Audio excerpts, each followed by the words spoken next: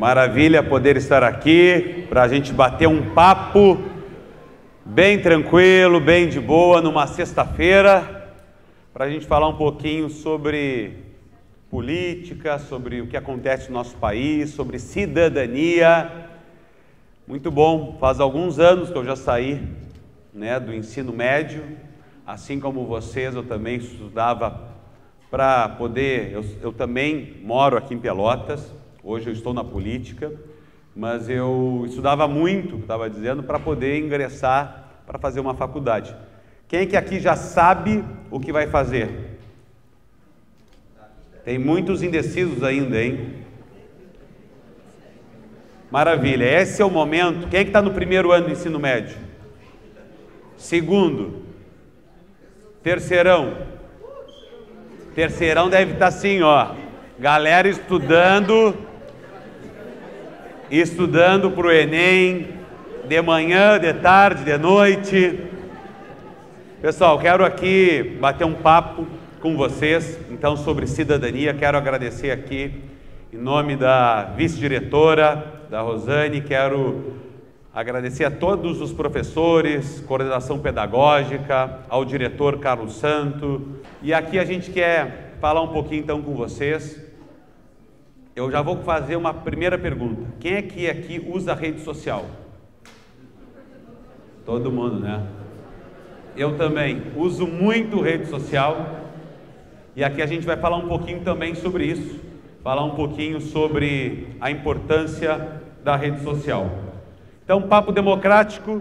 Primeira pergunta que eu quero saber, a segunda, porque a primeira era sobre rede social, é: quem aqui já me conhece? Já ouviu falar em mim?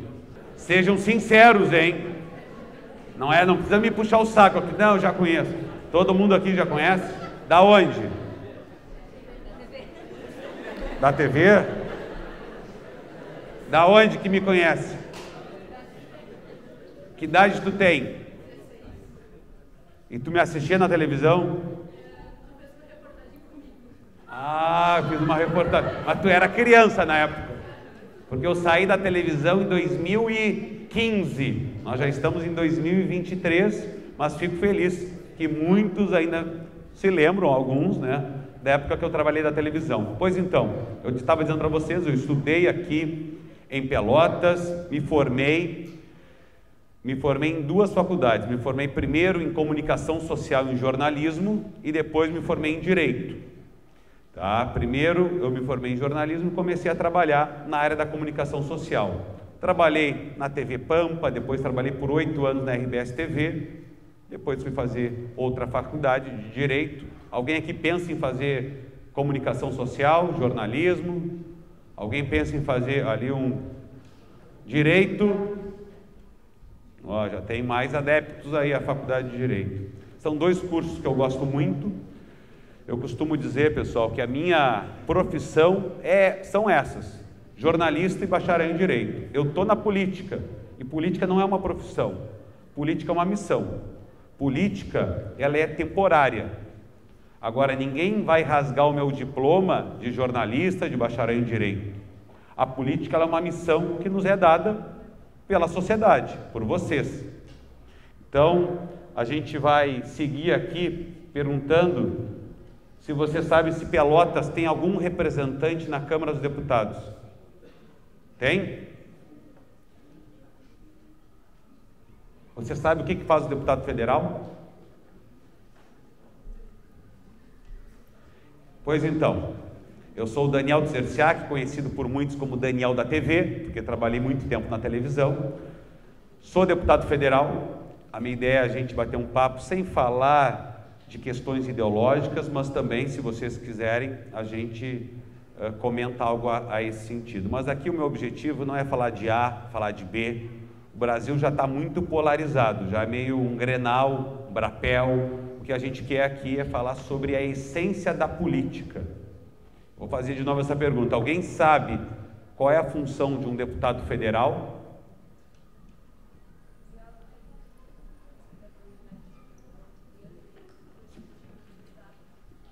Qual é o teu nome? A Stephanie falou bem isso aí. uma das funções do deputado federal é criar leis a âmbito nacional, federal. Pessoal, então eu fui vereador aqui em Pelotas, depois de vereador eu fui eleito em 2018 deputado federal e ano passado, 2022, ano eleitoral, eu fui reeleito deputado federal. Eu sigo morando aqui em Pelotas, mas meu trabalho é lá em Brasília. Eu cheguei de Brasília ontem, direto aqui para Pelotas. Então a gente trabalha lá, representa o estado do Rio Grande do Sul lá em Brasília, porém nós moramos na nossa cidade, aqui em Pelotas. E falando sobre política, eu quero seguir o nosso bate-papo. Eu perguntei se sabiam o que fazia o deputado federal. Agora, pegue o celular, quem está com o celular na mão, apontem para o QR Code e coloquem no QR Code o que é política para vocês. O que vocês, falou em política, vocês lembram do quê? Essa é a ideia. Eu quero ouvir um pouquinho, quero ver a opinião de vocês sobre política. Deve estar funcionando aí o QR Code, o pessoal do fundo. Então aponta só o celular aí e coloque uma palavra que defina para vocês o que é política. Vou dar um tempinho aí para vocês poderem colocar aí. Não vale colar, hein? Vai mudando porque é a opinião de vocês. O que mais aparece em destaque é o que a maioria está colocando aí, que é democracia, corrupção, sociedade, lavagem de dinheiro, Bolsonaro, Lula. Pois então, pessoal, política, ela é feita todos os dias por todos nós. A opinião de vocês é muito importante, tá? Porque também nos traz, eu que estou na política há algum tempo, o que vocês acreditam, o que vocês, quando falam em política, o que vocês lembram. E eu fico triste realmente quando alguns lembram sobre corrupção, lavagem de dinheiro, porque as manchetes que aparecem nos jornais são essas, de políticos que se envolvem em corrupção, em lavagem de dinheiro, que têm que responder por isso e precisam ser punidos. Agora, não dá para a gente dizer que todos são iguais. Não dá para dizer que todos os advogados são iguais, que todos os professores são iguais, que todos os estudantes do Gonzaga são iguais. Porque as pessoas são diferentes, assim como os políticos também são diferentes. Eu tenho muito orgulho de estar na política e ter ficha limpa, ser coerente, ser correto. Infelizmente, poucos contaminam um ambiente tão importante que é política. Não dá para a gente dizer que todo mundo é igual em nenhuma área. E é claro que não dá para a gente dizer que todo mundo é igual na política. Então eu lamento porque, de fato, o que aparece na televisão, o que aparece nos sites, nos aplicativos, o que aparece na notícia, são os exemplos ruins, os exemplos negativos. Mas a gente também tem que saber filtrar e escolher os bons exemplos. Se esses políticos estão lá envolvidos em corrupção, em lavagem de dinheiro, alguém escolheu eles para representá-los. Um político, ele não é um desejo dele virar governador, prefeito, vereador, deputado estadual, deputado federal. A população brasileira escolhe esses representantes. Ninguém cai de paraquedas lá e diz, agora eu vou virar deputado federal. O que eu quero dizer para vocês é que se isso aí acontece, é porque é um retrato da própria sociedade brasileira. Se nós temos corruptos na política, é porque nós temos corruptos na nossa sociedade. Se nós temos pessoas envolvidas em lavagem de dinheiro na política, é porque elas vieram da sociedade. Então é importante que a gente possa entender isso para avançar. Ninguém se elege sem voto, ou seja, a população escolhe esses representantes. E a política ela é essencial. Vocês podem até dizer, mas eu não gosto de política. Eu respeito. As pessoas não precisam gostar de política, assim como não precisam gostar de futebol, assim como não precisam gostar de tantas outras áreas. Agora, a política, ela acontece todos os dias na nossa vida. A gente gostando ou não gostando da política. Ela vai seguir existindo. E aqui alguns exemplos. Ela acontece desde quando vocês acordam de manhã. quando vocês ligam a luz, vocês já estão também envolvidos pela política, porque a luz elétrica, vocês ou os pais de vocês, a família de vocês, está pagando um imposto para o governo poder fazer uma administração. Assim como também o café da manhã. Todos esses itens aqui, no uniforme de vocês, que vocês estão utilizando, no carro, no combustível, pagar a mensalidade. A escola, todas as escolas pagam tributos. E esse tributo, é claro, que vai na mensalidade de todas as escolas. Assim como nas disciplinas que estão estabelecidas, que os professores dão aula para vocês, há um regramento para isso. Não pode o professor chegar na sala de aula e falar ou dar uma disciplina sem uma lei que regulamenta isso. Assim como usar o celular. Então, e poderia dar vários exemplos. Muitas vezes, por que um celular é mais barato comprar em outro país do que aqui no Brasil? Porque o imposto aqui no Brasil, porque a política tributária aqui no Brasil é muito mais caro o imposto do que em outros países. Então a política, ela faz parte do nosso dia, desde quando a gente acorda até quando a gente vai dormir, em todas as áreas. Eu dei vários exemplos aqui para vocês, porque não existe dinheiro do governo, não existe dinheiro do prefeito, da prefeita, do governador ou do presidente, seja o presidente que for. Existe dinheiro da sociedade, dinheiro de todos nós que pagamos esses impostos.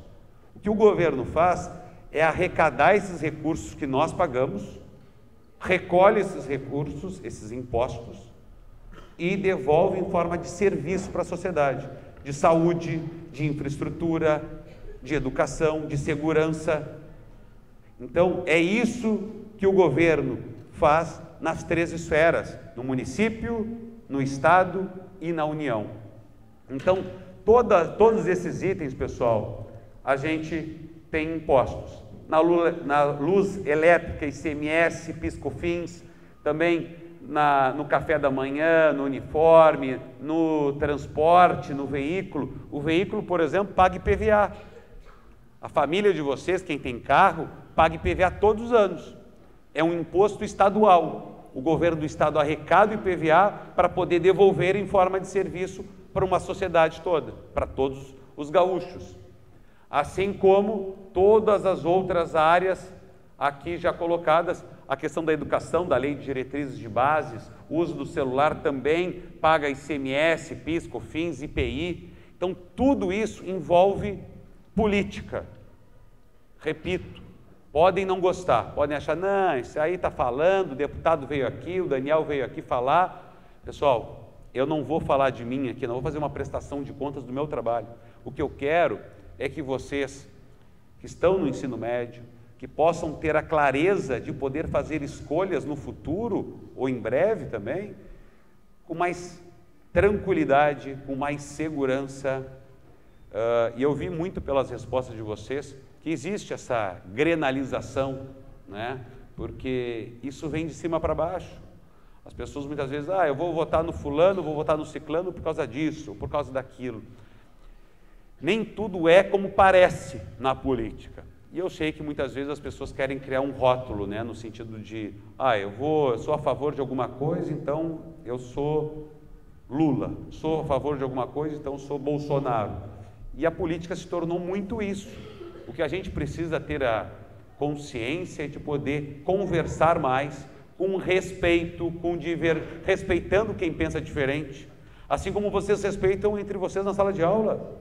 Não quer dizer que todo mundo tenha que concordar com tudo. Vocês podem ter pensamentos diferentes e que faz bem para a democracia, faz bem conversar, faz bem discutir sobre um tema. Agora, não quer dizer que todo mundo vai concordar.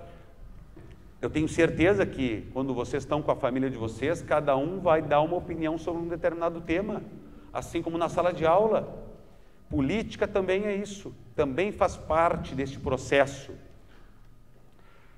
Aí nós temos 3 poderes que regem o funcionamento do país: o legislativo, o judiciário e o executivo. Eu estou falando muita coisa que eu estou vendo que o pessoal já sabe de cor e salteado aqui, né?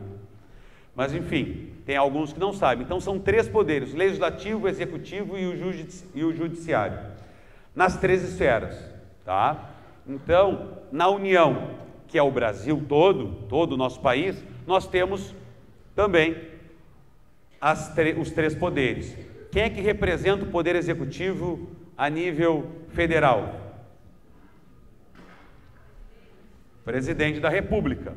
Quem é que representa o legislativo a nível federal? Congresso Nacional, que são as 2 casas, os senadores e os deputados federais. Então eu sou deputado federal, tá? Então tem 81 senadores e 513 deputados federais. Cada senador da República representa um estado. Todos os estados têm o mesmo número de senadores, 3 senadores. E deputados federais é de acordo com a população, representa o povo. No Rio Grande do Sul, alguém sabe quantos deputados federais tem no Rio Grande do Sul? Senadores são 3. Quantos deputados federais que representam a população toda? O estado de Roraima, por exemplo, tem 8, é um estado pequeno, tem 8 deputados federais. Quantos tem no Rio Grande do Sul? 31 deputados federais. Alguém tinha acertado? E no judiciário, quem representa o poder judiciário a nível federal são os ministros. Claro que a gente escuta falar muito dos ministros do STF, não é verdade? Alexandre de Moraes e tantos outros, Barroso, mas tem outros ministros também que representam o poder judiciário. Nos estados, quem é que representa o poder executivo nos estados? Governador. Foi a Stephanie? A Stephanie está ligada. É o governador. Além do governador, tem o vice-governador e os secretários de Estado. Quem é que representa o poder executivo, o poder legislativo nos estados? Deputados estaduais. A Stephanie daqui a pouco não vai mais poder responder, já acerta todos? Brincadeira, Stephanie. Quem representa o poder judiciário nos estados são os desembargadores, tá? E aí nós temos nos municípios, que é onde a gente mora, que é onde a vida acontece. A vida acontece aqui, nos bairros, né? Na cidade. Quem é que representa o poder executivo no município? É o prefeito da cidade, depois o vice-prefeito e os secretários municipais. Quem representa o poder judiciário são os juízes, na primeira instância. E quem representa o legislativo numa cidade são os vereadores. Isso aí. Alguém conhece algum vereador de Pelotas? Conhece? Então tá, maravilha. É bom a gente conhecer e a gente exercer para saber também o papel de cada um e poder cobrar. Tá certo? Constituição. Vocês alguma vez já abriram a nossa Constituição Federal? Estou fazendo muita pergunta, né? Já abriram a nossa Constituição? Você sabe o que tem na nossa Constituição? Eu vou dizer para vocês. A nossa Constituição Federal tem todo o regramento para que a sociedade possa seguir. Regras são essenciais. Tem regras dentro da família, tem regras dentro da escola, porque se não existirem as regras, não tem como se entender. Vocês têm regra para entrar na escola, tem regra para usar uniforme. As regras fazem parte de uma sociedade. As regras fazem parte e fazem bem. O Estado, todos esses 3 poderes que eu acabei de falar para vocês, eles também estabelecem regras de convivência. Porque se não tiver regra, cada um vai estacionar o carro onde quer. Se não tiver regra, não tem como ter harmonia entre a sociedade. É necessário regra desde, como eu disse, da nossa família, a sala de aula, um colégio, ao trânsito e, é claro, com 200 milhões de pessoas vivendo no mesmo território, é necessário termos regras claras. Por isso que nós temos uma Constituição. E essa Constituição, ela já teve várias alterações ao longo dos anos, tá? Quantas constituições o Brasil já teve? Alguém tem alguma ideia? Brasil já teve 7. A última é de 1988, que é essa Constituição aqui, que está aqui na minha mão. Então, este livro, essa Constituição, ela tem todos os direitos, todos os deveres de todos os brasileiros. Vale de norte a sul, de leste a oeste, para 200 milhões de pessoas. Essa Constituição, ela existe justamente para poder, né, dar segurança para a população, segurança do que pode ser feito, do que não pode ser feito, dos direitos de cada cidadão, direitos individuais e direitos coletivos, não só direitos, mas também deveres. Então é importante que essa Constituição, que foi feita em 1988, muitos aqui não estavam nem nascidos, acho que ninguém daqui, só os professores e eu, né? E é importante que essa Constituição, que ela foi feita em 88, ela esteja sempre em evolução. E por quê? Porque a sociedade evolui muito rápido. O ritmo da sociedade, a velocidade que a sociedade muda e altera, o poder público também precisa alterar a Constituição. Então é importante que a Constituição esteja sempre em adaptação, porque o que hoje vale, tem um conceito, daqui 2 anos já mudou o conceito, e a Constituição precisa ser aprimorada, assim como os livros de história, os livros de geografia. Aprimorar a Constituição, que é o norte da sociedade brasileira, é essencial para que a gente também acompanhe o ritmo da sociedade. Quantos deputados federais tem na Câmara dos Deputados? Eu falei essa há pouco tempo, hein? 500 e... pouco menos. 513 deputados federais. Vou repetir essa informação porque cada estado tem um número de deputados federais de acordo com a sua população. No Rio Grande do Sul são 31. Tem poucos prestando atenção aí, ó. Brincadeiras à parte, mas é importante dizer que a Câmara dos Deputados, que reúne 513 deputados federais, ela é tão importante quanto os vereadores de um município. Os vereadores de um município fazem leis para o município. Eu fui vereador aqui em Pelotas. Os deputados estaduais fazem leis e fiscalizam âmbito estadual, dentro do estado. Então, se um vereador faz uma lei em Pelotas, essa lei vai valer só em Pelotas, não vai valer em Rio Grande. Se um deputado estadual faz uma lei no Rio Grande do Sul, ela vai valer só no Rio Grande do Sul, não vai valer para Santa Catarina e Paraná. Se eu faço uma lei como deputado federal, ela vai valer de norte a sul do país, para todos os brasileiros e brasileiras. Então isso é muito importante. Cada um tem uma função, cada poder exerce uma função. O poder executivo, o poder legislativo e o poder judiciário, eles são independentes. Um não interfere no trabalho do outro, ou pelo menos não deveria. Cada um tem a sua autonomia e a sua liberdade de poder trabalhar. O poder executivo está na palavra, ele executa. Então, um prefeito, uma prefeita, ele executa políticas públicas necessárias para o município. A responsabilidade de consertar uma rua, trocar uma lâmpada, isso compete ao município, ao poder executivo, a um prefeito, a uma prefeita. No poder executivo estadual, compete ao governador fazer isso. E é claro que, âmbito federal, cabe ao presidente da República. Outra pergunta: qual dos poderes é conhecido por ser o representante do povo?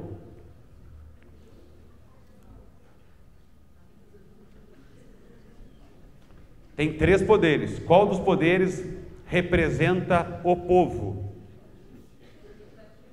Legislativo. O legislativo representa o povo nas 3 esferas. Esfera municipal, os vereadores; esfera estadual, os deputados estaduais; e âmbito federal, os deputados federais. É importante porque as pessoas também confundem. Tanto o poder legislativo como o poder executivo é uma escolha da sociedade. São vocês que votam ou que ainda não votam, mas que vão votar, que vão escolher os representantes. O Poder Judiciário, não. O Poder Judiciário, na sua grande maioria, são concursos públicos. E aí se torna juiz, depois se torna desembargador, e aí sim, no caso de ministro, lá na terceira instância, que é uma escolha de quem está na política. Agora, por exemplo, recentemente, o presidente da República, é uma prerrogativa dele, escolheu um novo ministro para o Supremo Tribunal Federal, o STF. Então, os dois poderes, o legislativo e o executivo, é uma escolha da sociedade. Quando a gente reclama da política, quando a gente fala dos políticos, a gente está falando da gente mesmo. A gente está falando das nossas escolhas, da escolha da sociedade. E é isso que a gente precisa se conscientizar e fazer bem as nossas escolhas. Eu quero dizer, eu falei até demais aqui, porque eu quero mais ouvir vocês. Mas o que eu quero deixar muito claro nessa nossa conversa é de que a política, as nossas escolhas, o que a gente faz, a conversa com a família, com os pais, com os professores na sala de aula, ela tem que ser algo tranquilo, tem que ser algo respeitoso, tem que ser algo com muita, como a gente fala sobre tantos assuntos, né? Como fala de alguma série do Netflix, como fala do Enem, como fala de uma prova. Falar de política não é um bicho de 7 cabeças. Falar de política é algo natural e que precisa ser exercido todos os dias. Exercer a nossa cidadania de escolha, exercer o nosso direito. Tem aqui alguém com mais de 16 anos? Ou com 16 anos? Alguém que já tenha votado? Tem uns quantos aí que já exerceram a cidadania de escolha. Então, o que eu quero deixar aqui de mensagem para vocês é de que a política ela é essencial nas nossas vidas. Que vocês possam conversar com a família de vocês, com os professores, com os colegas, nas redes sociais.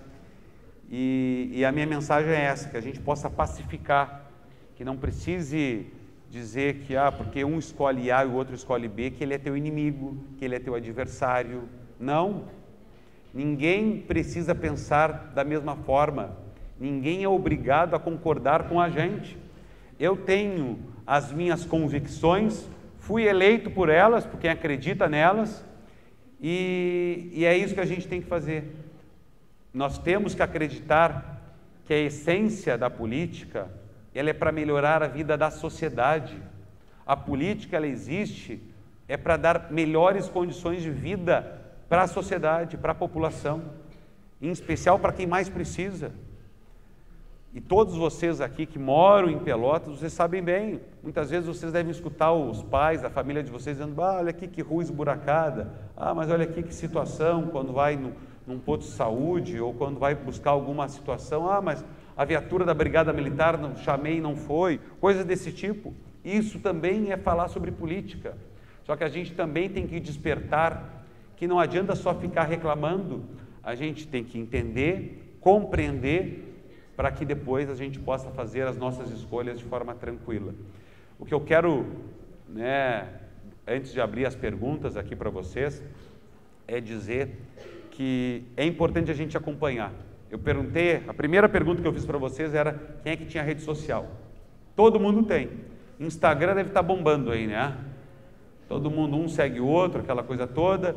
Então, quem quiser, as minhas redes estão ali, mas é importante que vocês acompanhem também um pouquinho sobre o que acontece no nosso país, o que acontece no Brasil, o que acontece no nosso estado, o que acontece na nossa cidade.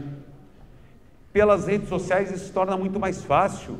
Antigamente nem se tinha, não tinha nem como fiscalizar, como cobrar um político. Agora, pelas redes sociais, eu recebo mensagem no meu Instagram, que eu mesmo cuido, todos os dias. Então, todo mundo dizendo, ou sugerindo, ou fazendo uma crítica construtiva, e a política é feita assim, na palma da mão. Não é uma coisa muito diferente de qualquer outra atividade. A atividade política, ela mexe com a vida de todos nós. Pelas redes sociais a gente consegue estar conectados, pelas redes sociais a gente consegue estar próximo, a gente consegue dialogar, conversar, vocês questionarem alguma situação, e esse sim é o exercício da democracia, esse é o exercício da gente dar a nossa opinião. Não estou dizendo que eu vou concordar com a opinião de vocês, eu nem quero que vocês concordem com a minha, mas a democracia é saber ouvir, saber respeitar, saber compreender. Imagine se vocês saírem brigando, porque um torce para o Brasil, outro torce para o Pelotas, um torce para o Grêmio, outro torce para o Inter. Não é assim que a gente vai construir uma sociedade mais igual, respeitosa. Então, vocês já têm as minhas redes, eu estou aqui à disposição para a gente bater um papo democrático, porque é essencial que a gente construa, vocês, um futuro melhor para o nosso país. Muito obrigado, valeu.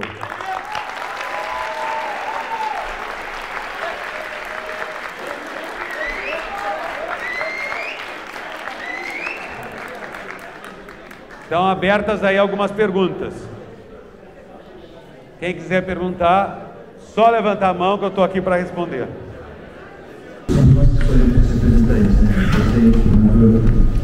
Então, a responsabilidade por tudo que acontece no país também é nossa.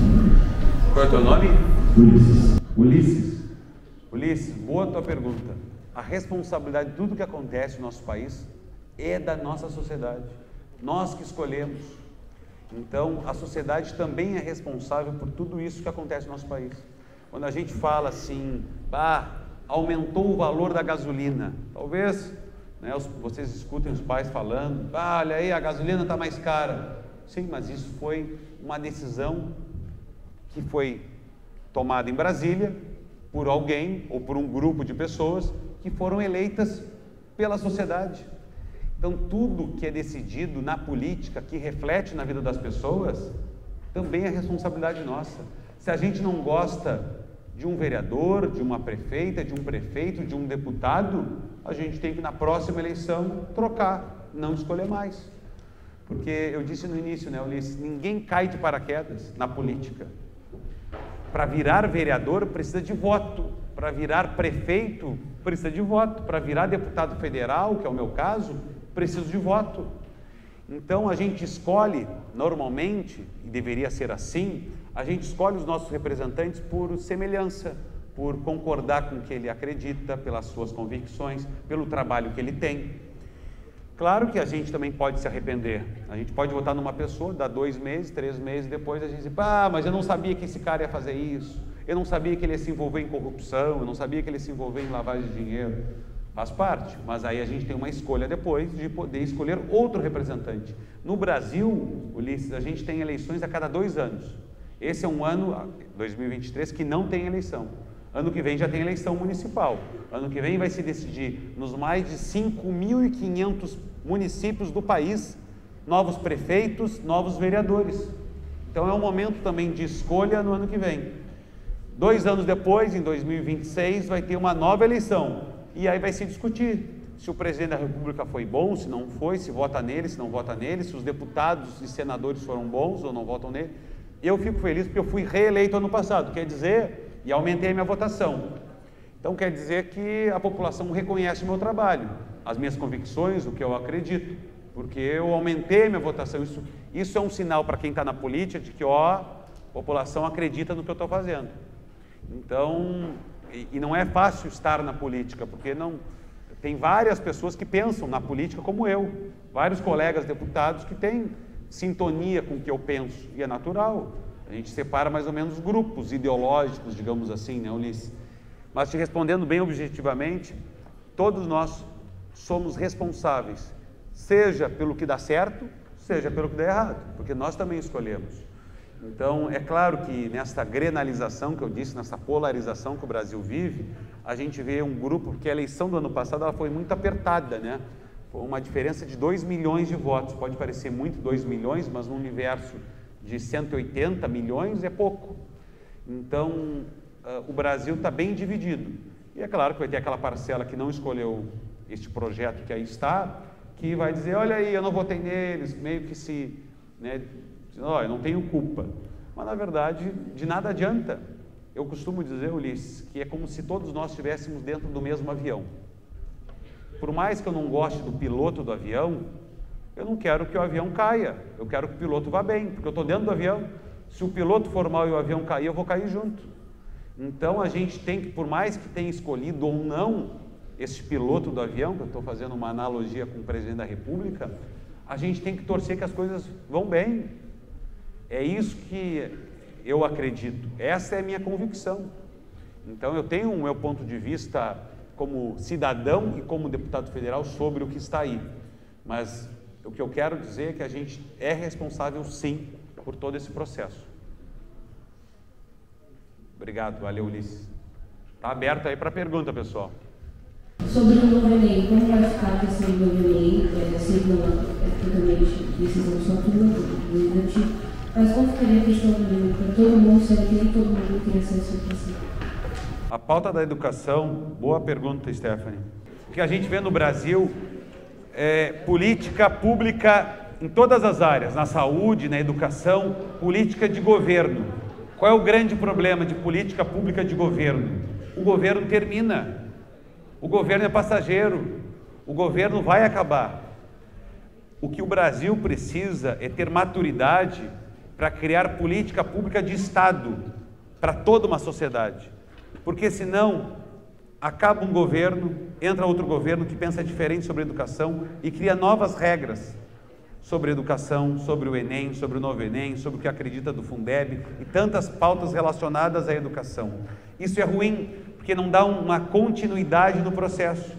Acaba um governo, se não dá seguimento, entra um outro projeto, aí é uma outra situação. A questão da educação ela é essencial, a gente fala muito na teoria, né? A educação tem que precisar de investimento público, só que a gente sabe que as realidades são muito diferentes nos estados, nas regiões. Isso já é diferente para nós aqui, e vocês sabem disso, a diferença de quem está numa escola como vocês, que precisam valorizar estar numa escola na qualidade do Gonzaga, vocês têm, e é natural isso, comparação a outras escolas, de quem não consegue estar aqui como vocês já saem na frente. O que nós precisamos, eu estou dizendo como político, é dar condições iguais para uma sociedade, é promover para que todo mundo consiga ter condições iguais para ingressar numa universidade, o que não é fácil. Então é necessário muito investimento na base, muito investimento desde lá na creche, quando um pai tem que sair para trabalhar e uma mãe tem que sair para trabalhar e não sabe aonde deixar o seu filho. Tudo isso vai refletir depois no ensino fundamental, no ensino médio e, é claro, até ingressar na universidade. Então, eu defendo uma ideia que nós possamos ter ainda mais investimentos na educação, que obviamente é o óbvio no sentido de que investimento sempre é necessário, só que ter muita estratégia para isso. A gente não pode fazer políticas públicas iguais para quem é desigual. A escola pública no Rio Grande do Sul ela é diferente da escola pública do norte e do nordeste do país. Ela é diferente do sudeste. Então nós precisamos ter esse olhar atento com uma lupa para poder fazer esses investimentos necessários para poder promover uma educação de fato de qualidade. E aí entra uma pauta que eu defendo muito, Stephanie, que é o combate a privilégios. E por que isso? Porque hoje nós temos poucos no Brasil com muitos e muitos com pouco. E eu estou dizendo isso porque não é deputado, juiz, desembargador, promotor que precisa ter auxílio creche, que precisa ter auxílio livro. Quem tem que ter auxílio creche é quem recebe um salário mínimo. Não é deputado federal, não é ministros, e é isso que a gente tem que inverter. Quando a gente seguir com poucos com muito e muitos com pouco, a gente não vai conseguir redistribuir para que quem menos acesso tem possa ser contemplado, digamos assim, e de fato ser promovido e poder ir evoluindo na sociedade. Obrigado, Stephanie. Eu resolvi entrar na política porque, como eu trabalhei muito tempo em televisão, como repórter na RBS TV, eu fazia e conheci não só Pelotas, mas a nossa região muito bem, dos problemas, dos desafios, E eu era um daqueles que dizia, olha aqui um buraco na rua e ninguém faz nada, olha aqui um problema e ninguém resolve, olha aqui um posto de saúde sem médico. Só que eu fiquei 8 anos mostrando os problemas na televisão, fiquei 8 anos fazendo reportagens, fiquei 8 anos conhecendo essa realidade. E aí, na minha família não tem ninguém na política, eu sou a primeira geração, e aí eu resolvi em 2015 dizer, olha, está na hora de eu levantar do sofá, descruzar os braços e dar minha colaboração. Porque na política a gente encontra todas as profissões. Tem jornalista, tem advogado, tem médico, tem policial. Todo mundo pode ser candidato. Tem, obviamente, todo mundo para ser vereador acima de 18 anos, enfim. Tem um regramento. Então eu digo, olha, eu vou dar minha contribuição. Vou colocar meu nome à disposição para ser candidato a vereador em Pelotas. Porque eu conheci a cidade, enfim, e resolvi participar, deixar de reclamar, deixar de dizer que está tudo errado, deixar de fazer crítica, porque fácil é a gente pegar o celular, abrir o Instagram, abrir o Facebook e dizer, olha aqui, está tudo errado, é roubalheira, olha aqui, nada acontece. Isso qualquer um consegue fazer. Agora, quando a gente faz críticas construtivas, ou quando a gente quer participar, se torna um pouco mais difícil. Mas aí em 2016, Miguel, fui candidato a vereador em Pelotas, fui eleito, fui o vereador mais votado de Pelotas, com quase 7 mil votos. E aí 2 anos depois, eu fui candidato a deputado federal. E aí eu fiz 74.789 votos. E aí ano passado, eu fiz 77.284 votos. Não posso me esquecer de nenhum voto, todo voto é importante. Então isso que me motivou, assim, fazer a diferença, dar minha contribuição, né? Poder dizer assim, olha, não é todo mundo igual, os políticos são diferentes. E eu tenho muito orgulho, ando de cabeça erguida, sigo, como eu disse para você, sigo morando aqui em Pelotas, sigo, enfim, com as mesmas atividades, né? Andando pela cidade, indo nos restaurantes, conversando com a população, né? Antigamente a gente não via muitos políticos, os políticos meio que ficavam na sua casa, na sua caverna, mas eu acho que a política ela tem que ser feita assim, como a gente está agora aqui. Teu nome? Meu nome é Andrew. Tu é a favor do porte de arma? Essa pergunta é muito importante, fico até feliz em poder ter a oportunidade de responder. Andrew, a questão do porte de arma era uma questão, inclusive, de política pública, que eu falava há pouco, sobre política pública de Estado e não de governo. O governo anterior tinha uma posição, este governo tem outra posição, o que eu acho muito prejudicial. Eu dei uma entrevista esses dias, Andrew, numa rádio, dizendo, imagina, há 4 anos, o governo estimulou que clubes de tiro, de esporte, pudessem ser abertos no Brasil todo. Isso quer dizer o quê? Pessoas empreenderam, pessoas criaram, geraram emprego, porque isso também movimenta a economia, e criaram o seu clube de tiro, tá? Isso inclusive aqui na nossa cidade, isso no Brasil todo. Agora, 4 anos depois, um novo governo diz que não, limita e restringe o uso de armas. E aí essas pessoas que empreenderam, colocaram dinheiro do seu bolso para criar uma empresa, agora já estão com dificuldade, já estão perdendo seus clientes. Por isso que é ruim essa instabilidade de política de governo e não política de Estado. Eu tenho uma convicção sobre porte de arma, que é a questão de liberdade. As pessoas falam muito em porte de arma sobre segurança pública. Não é, na minha avaliação, segurança pública. Quem tem que fazer segurança pública são as forças de segurança pública. É a polícia militar, é a polícia civil, todos os órgãos competentes para isso. Porte de arma é uma questão, na minha avaliação, André, de liberdade de escolha de cada cidadão, do direito individual de cada um de saber se quer ter ou não quer ter. Mas claro, se quiser ter um porte de arma, vai ter que passar por critérios rígidos de avaliação, desde que psicológicas, para poder ter o porte de armas. Não pode ser algo assim, eu quero um porte de arma e vou ali e tiro. Não, porque quem quer ter uma arma ilegal vai ter.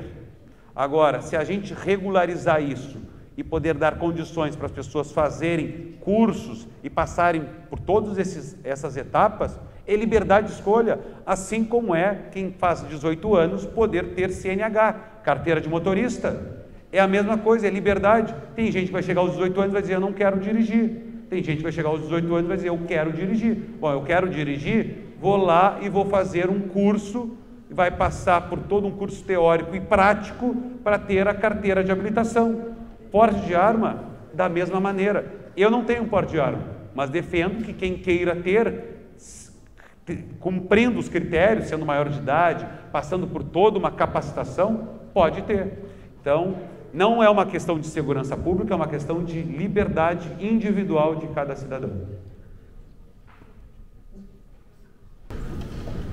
Eu sou uma pessoa que acompanha muito a questão de leis e tudo mais, mas qual foi o teu último feito na política ou que tu considera que foi mais importante para ti?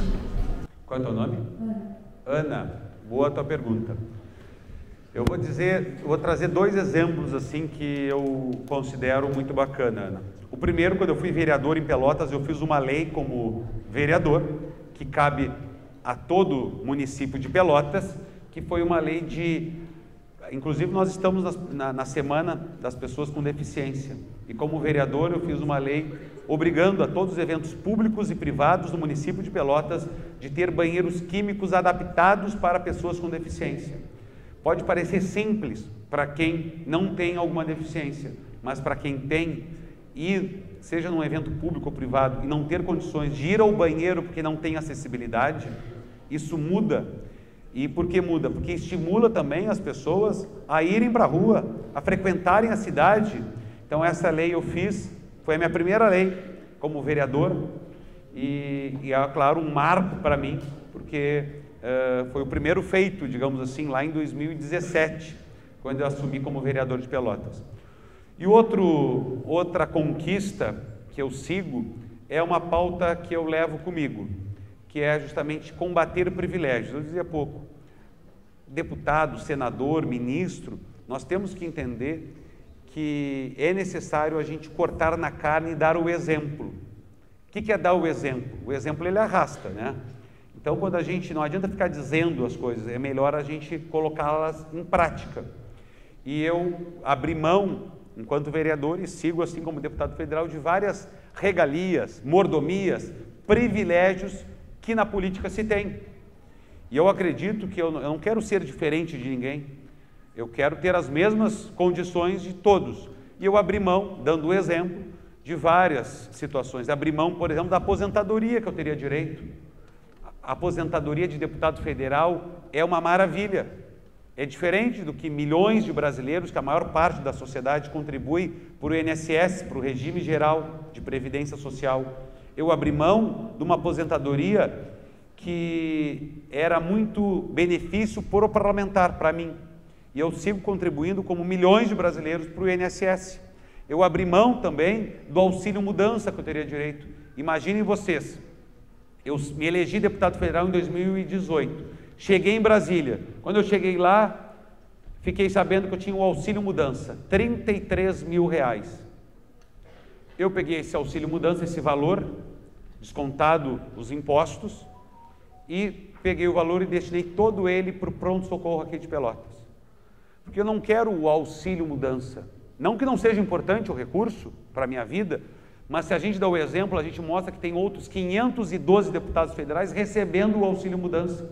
E que isso no somatório, se pegar os 513 e multiplicar por 33 mil, quanto que vai dar? Quanto que a gente conseguiria mudar uma realidade?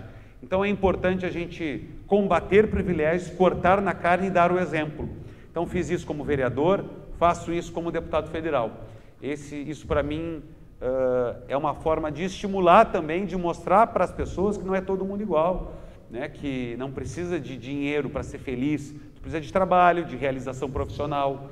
E eu digo isso também falando sobre o que vocês vão fazer para o futuro. Eu me preocupo porque eu vejo muita gente, eu tenho 3 sobrinhos, muitas vezes falam assim, mas quer fazer algum curso que possa dar dinheiro? Não façam isso, não escolham por aí, minha dica pelo menos, escolham aquilo que de fato vocês gostam e que vai fazer vocês felizes. Deixa eu fazer aqui, eu tinha me esquecido, quero aqui fazer 3 perguntas. Primeira pergunta: qual é o nome da prefeita de Pelotas? Quem foi o primeiro que respondeu? Eu vou fazer outra pergunta, porque essa foi fácil. Eu vou fazer outra pergunta e aí, professora Adriana, me ajuda aqui a fiscalizar então aí para ver quem vai ser o primeiro a responder. Essa não valeu, era só para ver um teste.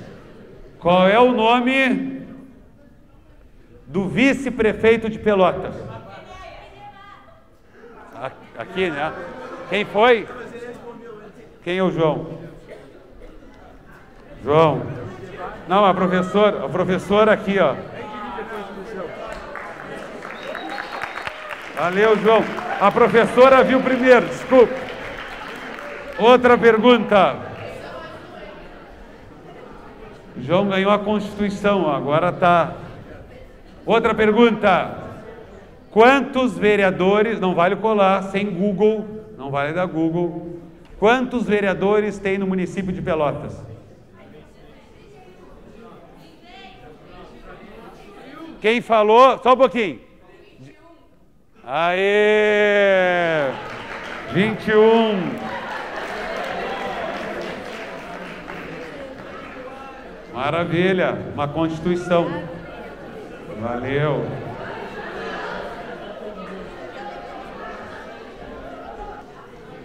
Mais uma pergunta. Essa vocês acharam muito difícil, a última que eu fiz? Não.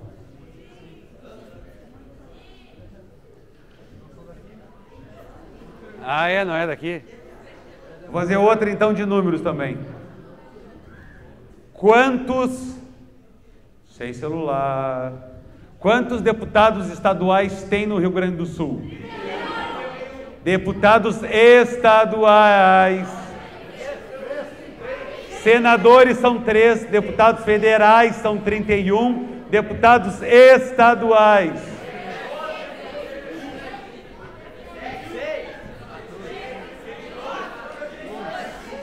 Pessoal, vamos de novo aqui, ó. Vamos de novo. Alô, alô, Gonzaga. Stop. De novo.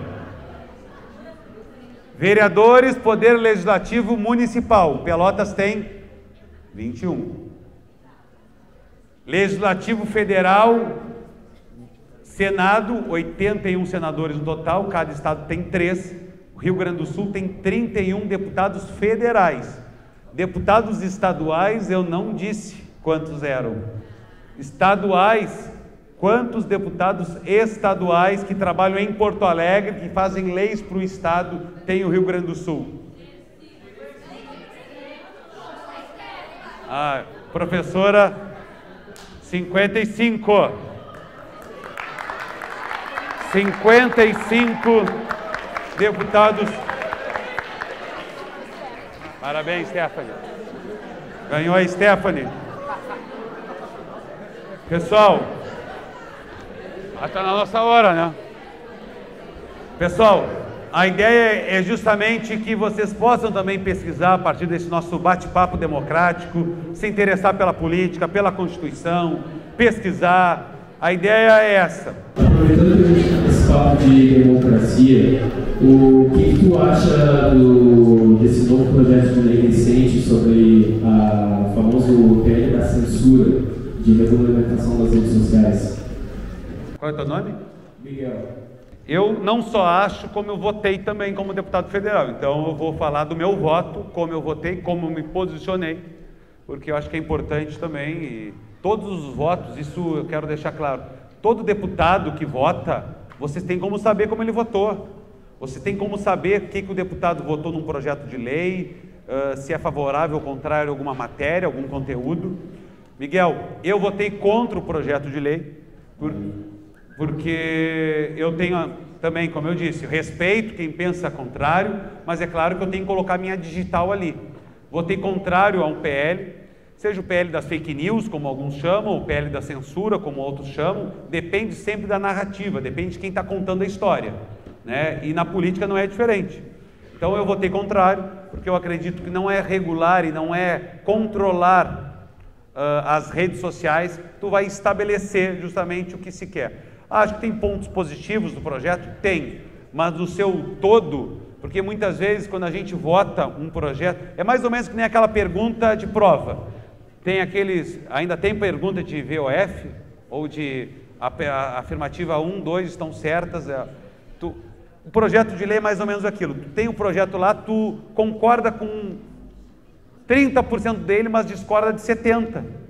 Então, eu votei contrário porque eu discordo, sigo discordando da grande maioria desse projeto de lei, que não pode o Estado, não podemos criar um grupo autônomo para dizer o que está certo e o que está errado no Brasil, para dizer se um cidadão pode ou não pode falar sobre determinado assunto.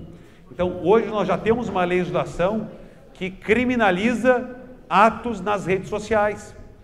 Nós não podemos dar autonomia a um grupo de pessoas para dizer que o deputado Daniel falar vai ser censurado, vão bloquear, e tem vários, infelizmente, colegas meus, que têm a prerrogativa da imunidade parlamentar. Imunidade parlamentar é o direito que todo deputado federal tem de poder usar a palavra, porque o parlamento é justamente falar, parlar, essa é a raiz da palavra. Então, todo deputado federal tem a imunidade parlamentar de poder falar o que pensa, o que acredita, respeitando, obviamente, as limitações constitucionais. E essa imunidade foi dada justamente para que a gente possa ter a tranquilidade, a segurança de defender as nossas convicções. Então, eu votei contrário e seguirei com essas mesmas convicções até que me provem com argumentos o contrário. Obrigado, Miguel.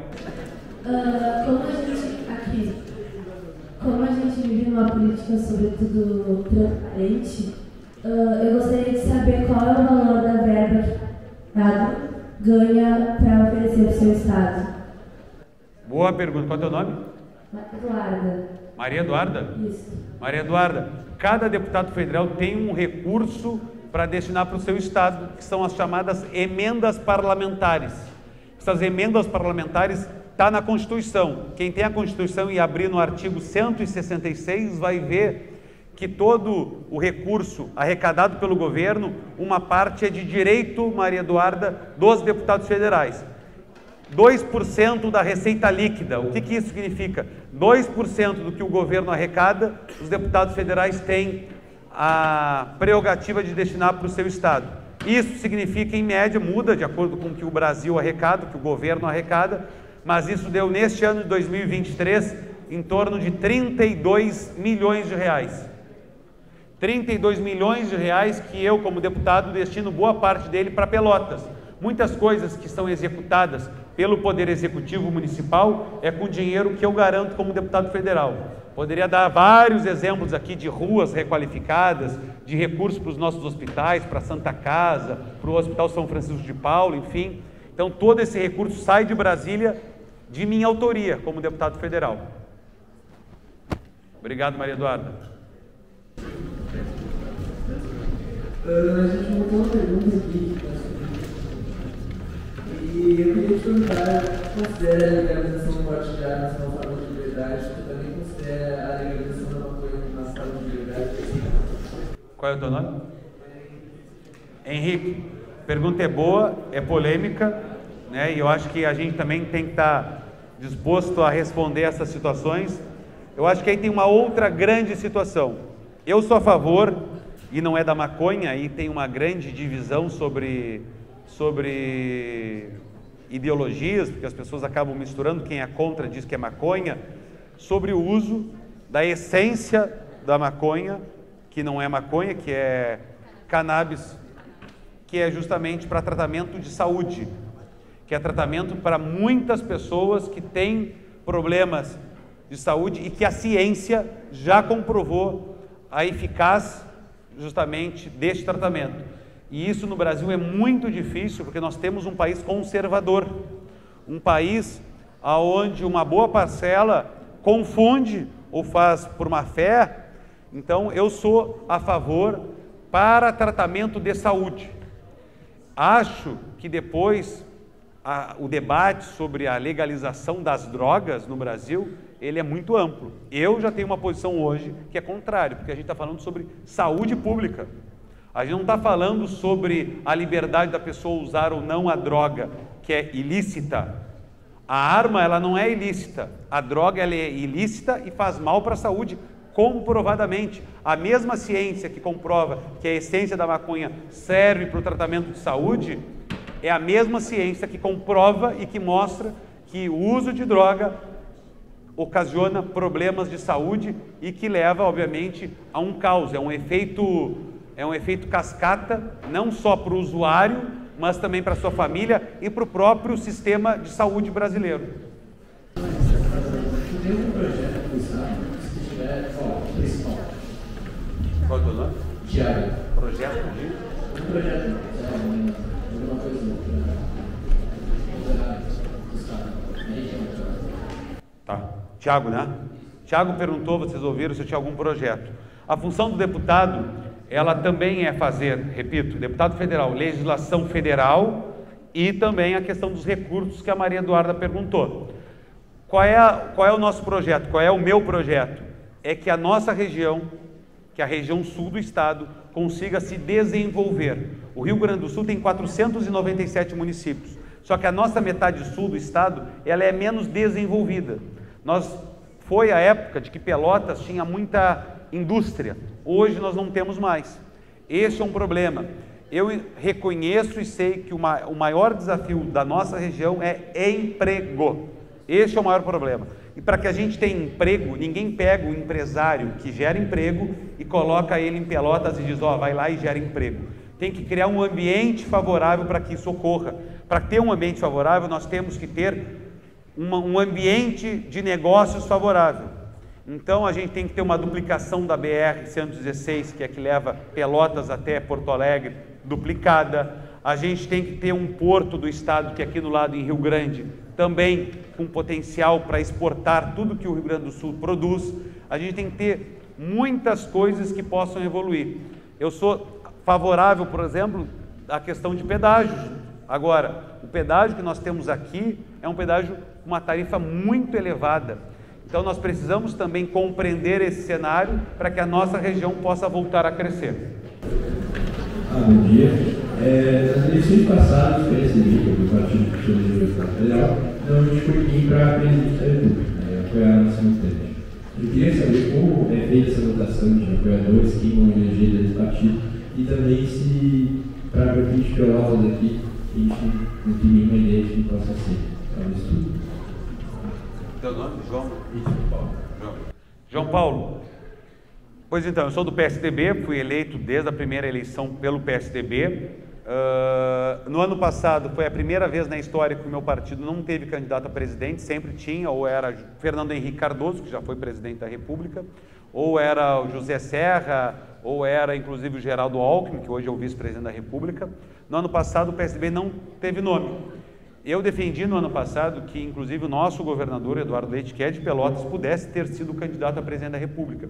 Não se foi possível uma construção política naquele momento, porque, inclusive, quem saiu candidato foi o João Dória, que na época era governador de São Paulo pelo partido. E aí o PSDB apoiou a Simone Tebet do MDB. Inclusive, a candidata vice da Simone Tebet era do PSDB, que é a senadora Mara Gabrilles, senadora de São Paulo. Então, isso se faz uma construção que se ouve os deputados, se ouve os governadores, mas obviamente cabe ao presidente do partido também tomar essa decisão. E naquela ocasião, no ano passado, se teve umas prévias. Prévias é uma eleição interna, que todos votam, né, para escolher quem pode ser o candidato. Isso pode inclusive acontecer numa eleição municipal em Pelotas. Um partido tem 2, 3, 4, 5 nomes, e todos querem ser candidato a prefeito de Pelotas. Esse partido vai reunir os seus filiados. Os filiados de um partido é como se fosse a associação de um clube, a pessoa é sócia de um clube, praticamente isso, para comparar. E esses filiados vão votar em quem quer que represente como candidato a prefeito de um município. Então não se sabe quem vai ser candidato a prefeito de Pelotas no ano que vem. O PSDB se discute, hoje a prefeita é do PSDB, a prefeita Paulo, o vice-prefeito também é do PSDB, o Idemar. Então tenho eu como deputado federal, tem outros nomes aí também que podem né, concorrer a este cargo tão importante que é de ser prefeito de uma cidade. Valeu, João Paulo. Queria saber qual a tua opinião sobre o salário mínimo e os impostos, se deveria aumentar ou diminuir. Qual é o teu nome? Gabriel, o salário mínimo no Brasil, ele é nem para o mínimo. Ele não dá nem para a pessoa concluir o mês. É muito pouco. Agora, também não... Por que as pessoas perguntam, por que então não aumenta o salário mínimo? Porque não é simplesmente fabricar dinheiro. Quanto mais tu fabrica dinheiro, mais aumenta a inflação. E é o poder de compra que se tem na questão do dinheiro. Muitas vezes, talvez aqui os mais antigos vai lembrar que R$50 antigamente conseguia fazer um monte de coisa. Hoje tu pega R$50 que tu faz, chega no super e não compra quase nada. O poder de compra, então não adianta fabricar dinheiro. O salário mínimo é muito baixo, precisa ter políticas públicas para ele estar acima da inflação, porque senão tu perde o poder de compra, não adianta nada. Na Argentina aconteceu e segue acontecendo um pouco disso. Hoje a gente chega na Argentina, que é aqui no lado do Brasil, chega ali com R$100 e tu consegue jantar, beber, e aqui no Brasil não, porque o poder de compra na Argentina diminuiu, por causa da moeda da Argentina que desvalorizou. Um vinho argentino que custa no Brasil R$300, tu vai ali na Argentina e compra por R$20. Então, não adianta nada fabricar dinheiro para dizer assim, vamos aumentar o salário mínimo, porque isso aí vai refletir diretamente também na inflação. Questão de impostos. Não existe, repito, não existe dinheiro do governo, não é o dinheiro do presidente da república, do governador ou do prefeito, da prefeita, é dinheiro do contribuinte. Cada esfera tem um tributo, tem um tributo local. Alguém sabe um exemplo de um imposto do município? IPTU. IPTU é um imposto do município. Um imposto do Estado, que o Estado arrecada. ICMS, IPVA. Então, cada esfera tem um tipo de imposto.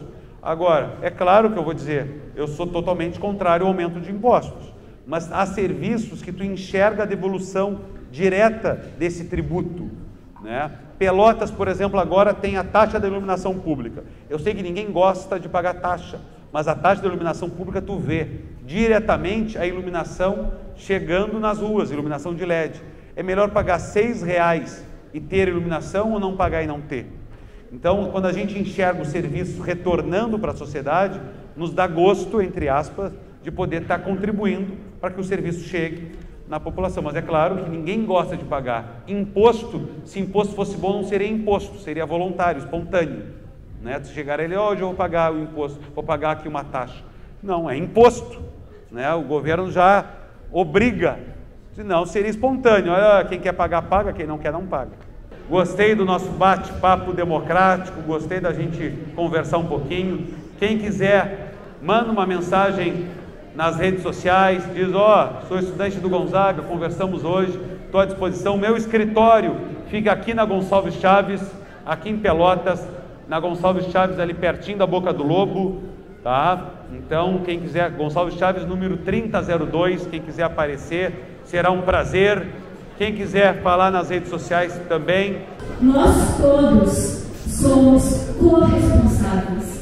Não existe política separatada. Nós somos sujeitos políticos. Somos subjetivados pela política, né? Então, nós somos sim corresponsáveis pela realidade, pelas relações que instituem o espaço que a gente vive. Então, a importância da gente estar consciente. Quando tu falaste, quem é que vota aqui? Quem é que conhece quem são os vereadores? Quais são as plataformas de governo? O que já foi feito? A gente precisa conhecer. Conhecimento é pré-requisito para exercer cidadania. Senão é só falácia, né? O quão importante, e te parabenizo, sou orgulhosa enquanto professora lá de quarta série, meu querido, assim, o quanto é importante criar espaços como este, por mais rápidos que sejam. Talvez a gente não concorde com tudo, e é verdade, por isso é espaço democrático, mas ter esse espaço, falar. Não, política não é tabu, política é pauta do dia a dia, como tu bem falaste. Então a gente agradece muito. Palmas. Obrigado, obrigado, obrigado. Muito obrigado. Obrigado mesmo, pessoal. Acho que o que disse a supervisora, professora, é importante. Respeito acima de tudo. Respeitar quem pensa diferente, respeitar a diversidade. Obrigado, valeu. Vamos fazer uma selfie aqui? Vou postar lá no Insta, hein? Aê!